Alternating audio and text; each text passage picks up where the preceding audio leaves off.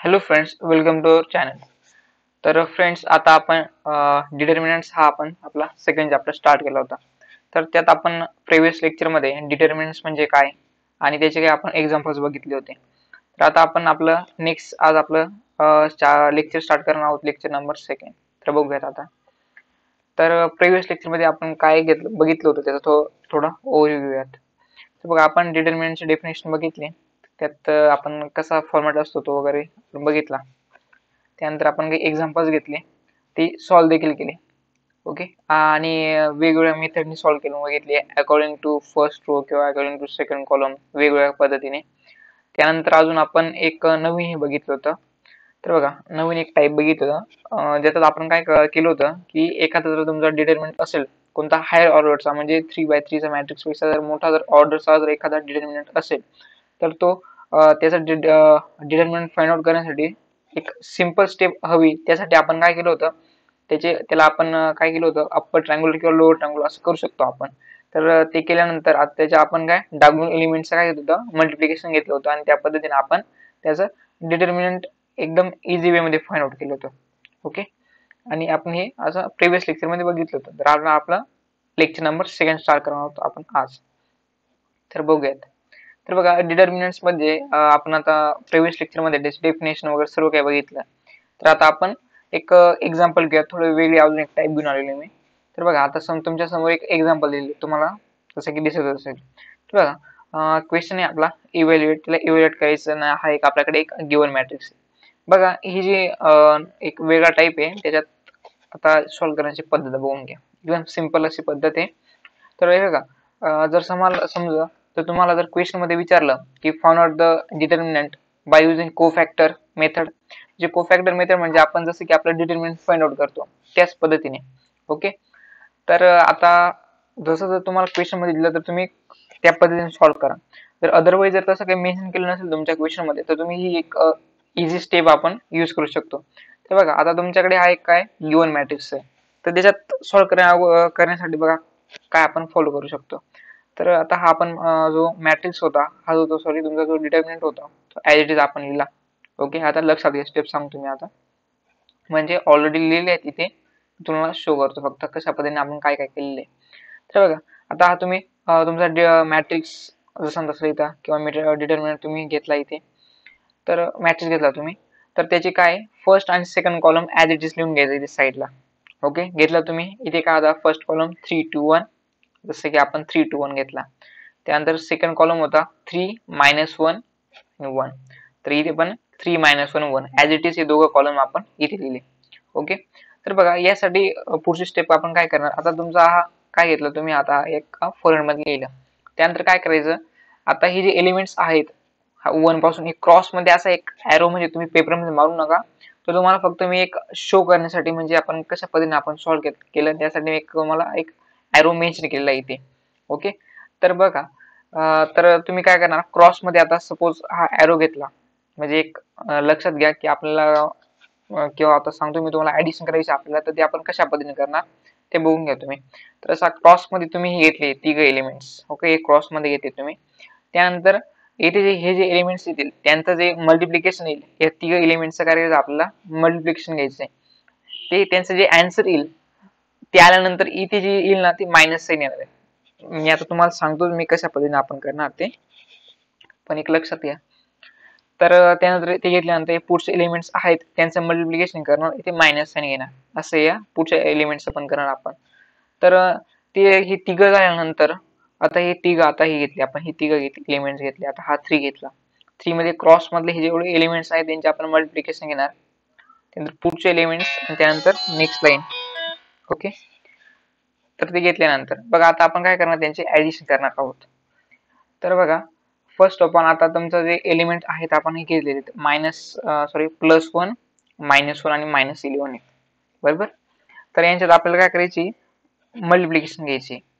1 × -1 -1, -1 × -11, answer येईल तुमचं +11. Okay, ते आल्याच्या नंतर पण आपण इथे काय घेतलेली, हे मायनस साइन घेतलेली एलिमेंट साठी.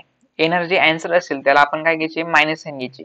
तर हे तिघांचं जर आपण मल्टिप्लिकेशन घेतलं तर ते काय आलं, +11. +11 त्याला जर मायनस साइन दिले तर काय येईल तुमचा -11 येईल. ओके, तर त्याच पद्धतीने आता नेक्स्ट बघूया आपण. 1 इंटू 9 9, 9 इंटू 3 आन्सर येईल तुमचं 27. ओके, पण मात्र इथे साइन काय घेतली आपण मायनस, त्यानंतर इथे त्यासाठी आपण काय लिहिणार इथे -27 घेणार. ओके, त्यानंतर हे जे एलिमेंट घेतले आता आपण ते काय 9 2 आणि 3 यांचा काय करणार आपण मल्टिप्लिकेशन करणार. ओके, 9 2 चा काय येईल 18. ओके, 18 3 चा काय येईल 54, म्हणजे 18 इंटू 3 काय येईल 54 येईल. तर +54 येईल आन्सर, पण इथे आपण काय सांगितले इथे मायनस, त्यामुळे आन्सर मध्ये काय येईल -54. ओके, तर याच पद्धतीने आता आपण हे जे एलिमेंट्स आहेत या क्रॉस मधले ते बघूया, आता त्यांचे आपण मल्टिप्लिकेशन घेणार आहोत. ओके, काय आहेत ते इथे फर्स्ट बघूया 9 -1 आणि +3. ओके, तर बघून घ्या आता 9 इंटू -1 -9, -9 इंटू 3 काय येईल -27 येईल. ओके, 9 3 चा काय येईल 27 आणि मायनस साइन असल्या कारणाने -27 येईल.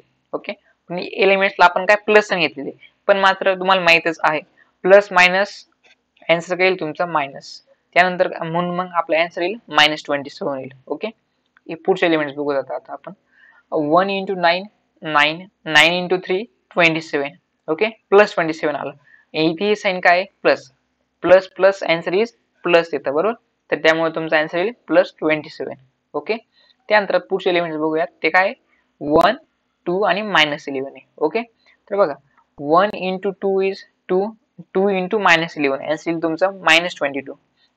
ही साइन काय तुमची प्लस आहे, पण मात्र जसं की सांगितलं तुम्हाला मी प्लस मायनस आन्सर काय येतं मायनस येतं, त्यामुळे आन्सर काय येईल तुमचं -22.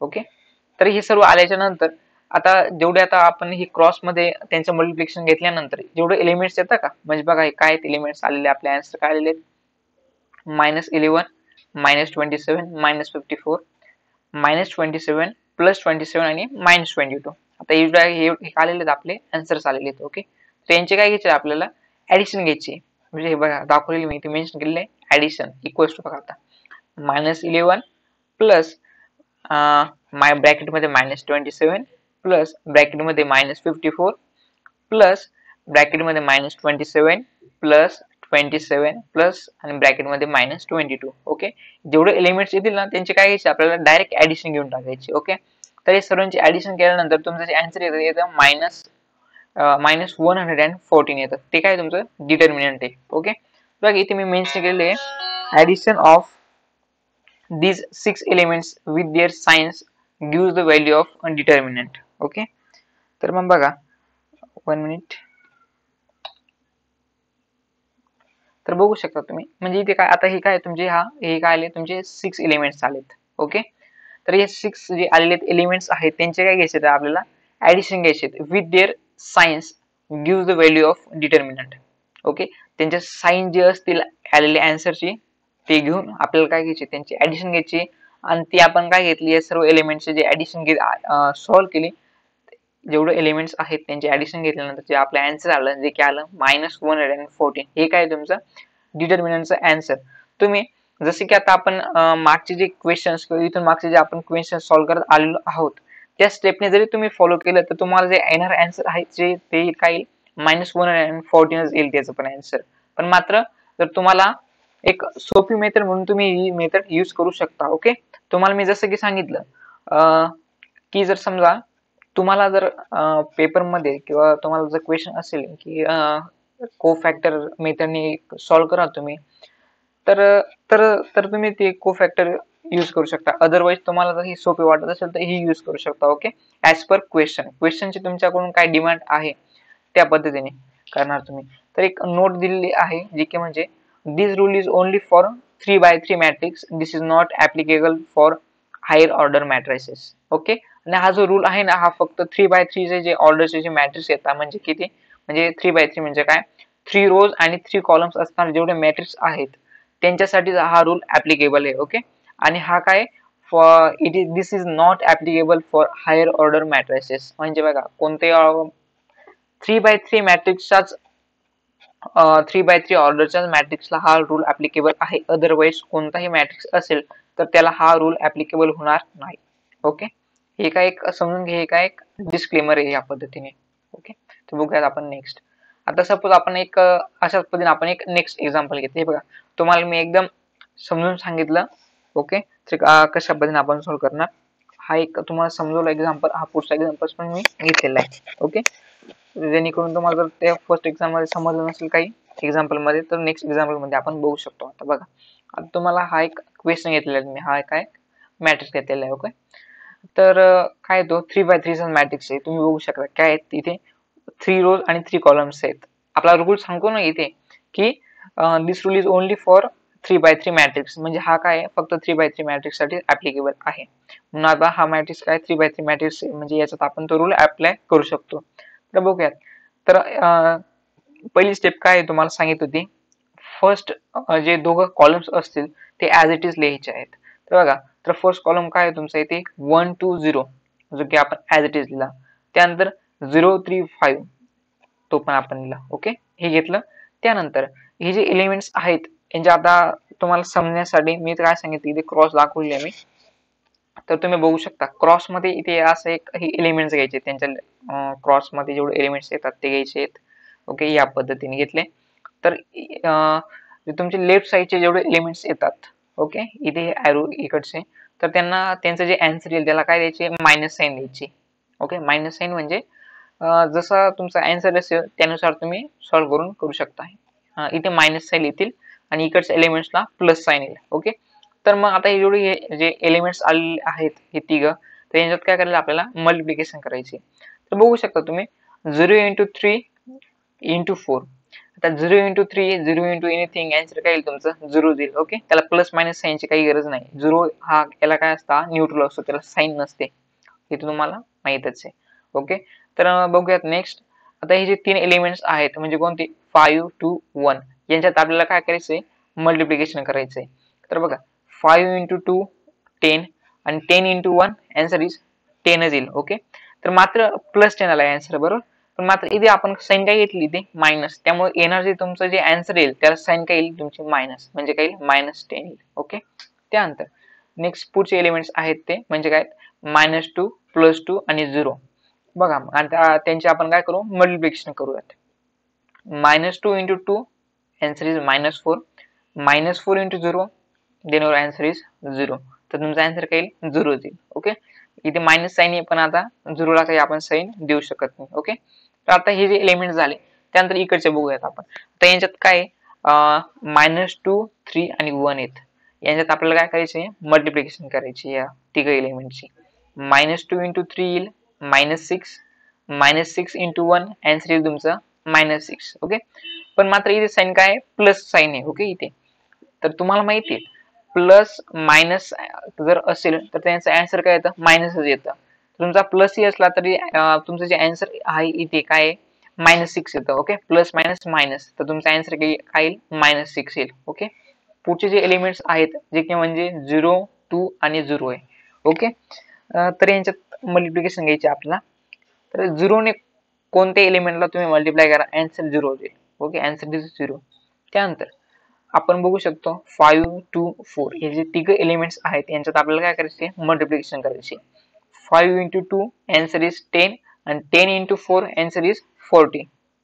ओके, आणि प्लस साईन असल्यामुळे इथे काय +40. ओके, हे घेतल्यानंतर नेक्स्ट स्टेप काय होते आपले, हे जेवढे 6 एलिमेंट्स आलेले आहेत ना यांचे काय घ्यायचे आपल्याला ऍडिशन घ्यायची. ओके, तर बघू शकतो आता आपण इथे 0 प्लस ब्रॅकेट मध्ये येईल तुमचा -10 प्लस 0 प्लस ब्रॅकेट मध्ये काय येईल तुमचा -6, त्यानंतर +0 आणि +40 येईल. ओके, तर हे सर्व सॉल्व्ह केल्यानंतर काय येईल -10 -6 +40, -10 -6 काय येईल तुमचा -60 +40 घ्या आणि -16 +40 आन्सर काय येईल तुमचं +34 येईल. ओके, तर एकदम सिंपल वे मध्ये तुम्ही 3x3 जो मॅट्रिक्स असेल त्याचं तुम्ही काय डिटर्मिनंट फाइंड आउट करू शकता. ओके, हे दोघे एक्झाम्पल तुम्हाला समजले असतील. तर आता नेक्स्ट बघूया.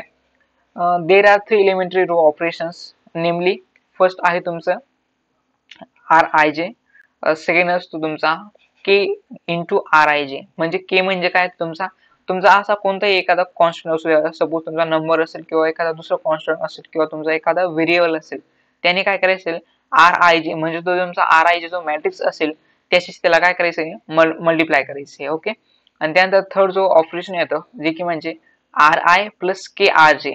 म्हणजे तुमचे जो आर आय असेल, आय काय मेन्शन करतो, तुमचे रोज मेन्शन करतो. ओके, आर आय प्लस म्हणजे तुमचे कॉलम्स असतील आर जे, त्यांना के ने मल्टिप्लिकेशन करायचे. ओके, इथे काय, we don't discuss the effect of this on a determinant of matrix. Okay, तर आता ही जे 3 एलिमेंटरी रो ऑपरेशन आहेत, त्याचा आपण एक्झाम्पल्स आता आपण नेक्स्ट लेक्चर मध्ये बघूया.